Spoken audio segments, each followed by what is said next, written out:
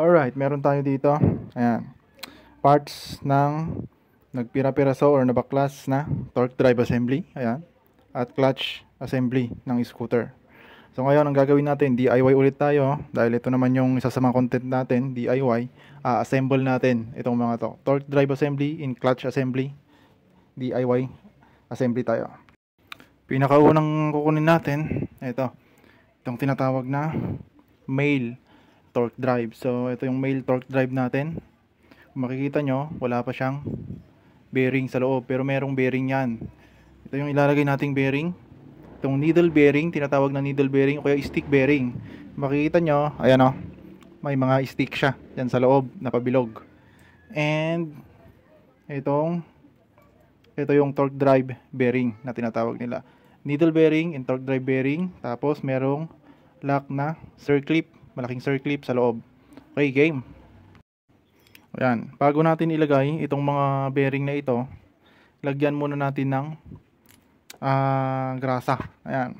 So pinakamainam na grasa na ilalagay yung high temp. Ayan, high temp.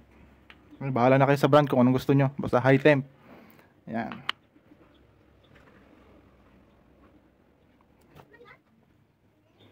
Tapos ito pala, itong mga bearing na to, nababaklas po ito. Ayan o, yung takip nya, yung seal nya. Yan, lagyan natin dito. Yan. Yan ang importante pag maglalagay kayo ng bearing. Kailangan lagyan nyo ng grasa. Yan. Para hindi madaling mapudpod yung bearing, yung mga bulitas sa loob. Kasi ito naman, yan, dapat meron yan. Sa loob. Sa loob ang lagyan nyo, sa loob. Kasi itong nasa labas, pupunasan yan mamaya. Yan. Yan, ibalik din natin yung takip nya. Sa paglagay nitong bearing, itong kulay red, yun ang baba. Nakaturo sa pababa. Kasi makikita nyo mamaya dito yung kulay red. Yan. Red yung bearing, kulay black, kulay blue yung cover na yan. Yan, yan dapat yung nakalagay sa bandang baba. Okay? Kailangan ayusin yung paglagay ng bearing, dapat diretso. Tapos kuha tayo ang diskarte ko dito, ulitin ko ulit, hindi po ako mekaniko. Hindi po ako isang ekspertong mekaniko, hindi rin po ako engineer, at mas lalong hindi ako scientist. Ito, DIY lang po ito. Ginagawa ko, kumukuha ko ng bala ng socket wrench. 21mm ito, nilalagay ko dito sa extension. Tapos yan yung pangtutulak ko. Pupukpukin ko yan. Yan. Oh, DIY ulit. Nasira yung rubber malate natin. Kaya no choice tayo, martilyo talaga.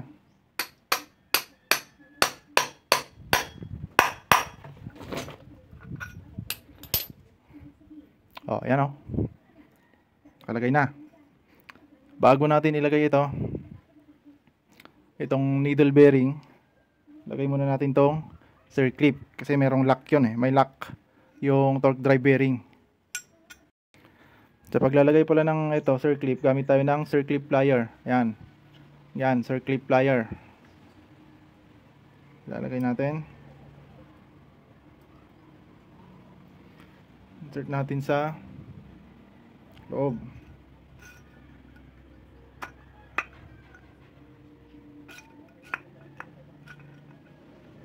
Yan. Kailangan lang ng konting pantulak para hindi sumama. Okay. Yan oh. Ayusin lang natin yung circlip. Kasi dapat nakabaon doon sa butas. Tapos ilalagay natin tong needle bearing. Shoot natin dito. Yan. Ang diskarte natin dito, martilyo ulit. Para hindi madurog yung bearing sa loob, lagyan natin ng pampalambot.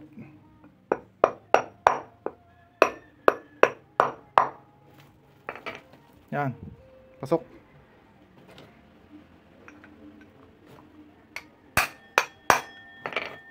Yan. Okay na. Pag okay na itong male, torque drive, kunin natin yung female. Ayan, yung female torque drive. So, pag didikitin na sila, ayan. Itapat nyo doon sa butas. Ayan o, sa butas. Ayan, yung bawat opening, dapat nakatapat sa butas. Ayan o. Tatlo yan, tatlo. Then, kunin natin yung pin. Merong tatlong pin yan. Doon sa tatlong pin, meron siyang roller. O kaya yung umiikot, roller. Ayan. Assemble natin. Tatlo yan, na pin. Meron siyang roller. Sana nakikita nyo, medyo maliit. At yun ang ipapasok natin doon sa butas, dito sa bandang opening. Ayan, isushoot natin doon sa butas. Ayan. Okay. Shoot natin. Tatlo. Ayan. Nakatatlo na. Pero bago natin lagyan ng takip, lagyan natin ng grasa ulit. Grasa. So itong part na ito, lagyan ulit natin ng grasa. Ayan. Grasa. Punuin natin. Kasi yan yung pangpadulas pag nagbuka itong torque drive natin. Ayan, pag okay na, punasan natin yung mga nagkalat-kalat dito sa gilid-gilid para hindi siya kumalat pag umikot na. Ayan, bago natin ilagay ito, merong dalawang oil seal na nakalagay dito. Rubber oil seal isa, dalawa. Ilalagay natin yon. Ito yung sinasabi ko. Ayan. Ito sa baba. Diretso lang natin, sasagad yung isa sa baba. Ayan. Para yung mga grasa na nilagay natin hindi siya matapon, lumabas. Okay? Next, itong nasa taas. Yan. Saktong-sakto dapat yan dito.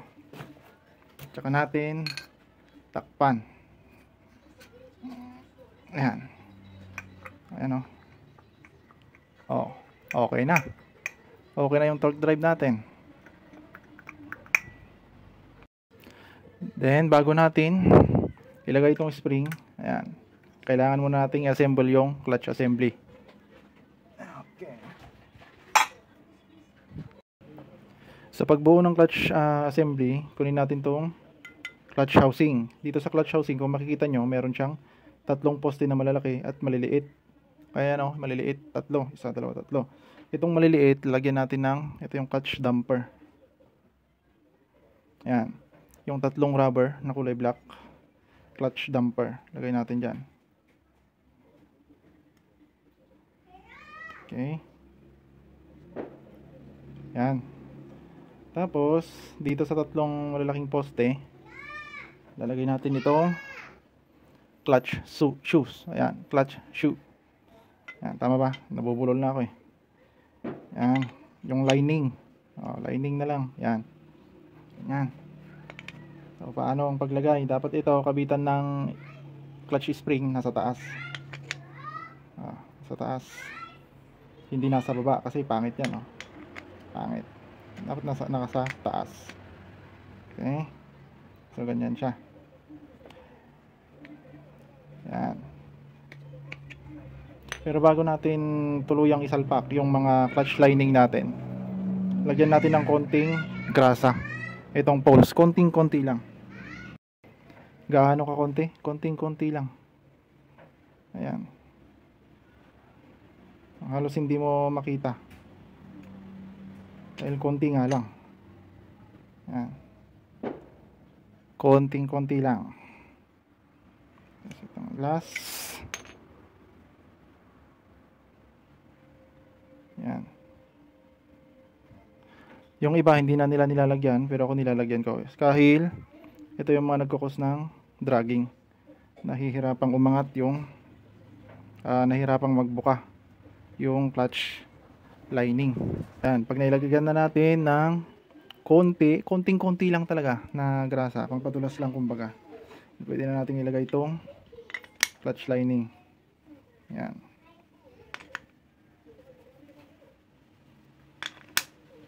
Okay? Yan. Next, natin gagawin, ilalagay na natin tong clutch spring. Ito ang pinakamahirap dito, paglagay ng clutch spring. So, itong gamit nating spring, NCY, 1000 RPM na siya. Hindi na siya stock, ano? Hindi na siya stock. Subukan natin ilagay. So, dito sa paglagay, kanya-kanyang diskarte ito. Mas madaling ilagay kasi yung stock. Bagay, itong aftermarket, matigas. Hirap talaga. Katulad ng sinabi ko, medyo mahirap paglagay. Lalo na pag aftermarket. Yan. Nakaisa pa lang tayo.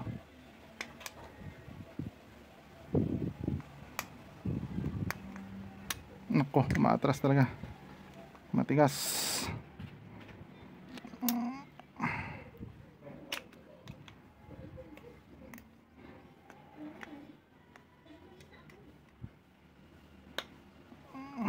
Yan. So, long nose yung gamit natin. Yan. Wala tayong proper tools. Tapos. Ayan. Tapos, kunin natin tong triangular plate na ito. Ito yung pantatakip natin. Yan. Pag nilagay natin to, siguraduhin nyo na dun sa bandang gilid, ayun o. Kitang kita nyo yung lalagyan ng circlip. Kasi meron tayong tatlong circlip na ilalagay maliliit pang-lock dito sa tatlong poste dun sa poles. Kaya dapat kitang kita nyo yung papasukan nila. Yan.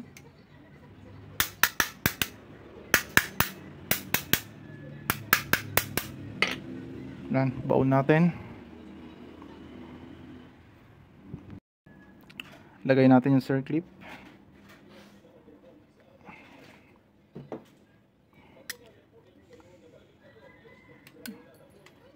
Lumilipad.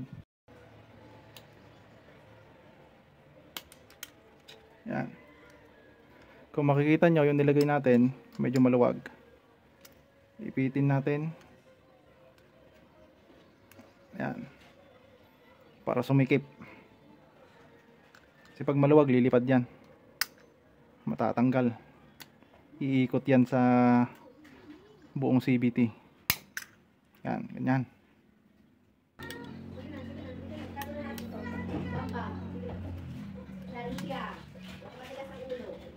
Yan.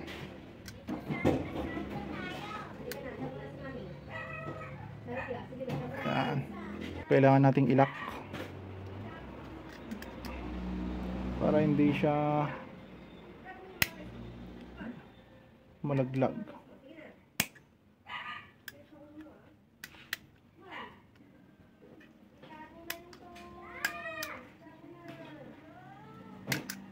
Okay. Ngayon, nabuo na natin yung clutch assembly.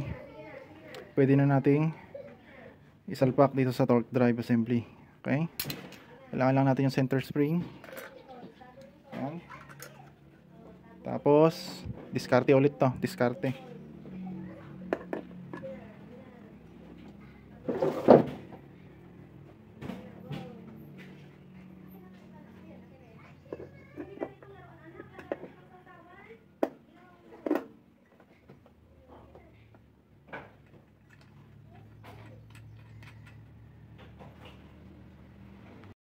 Tapos, para mailak natin to, gamit tayo ng close wrench 39.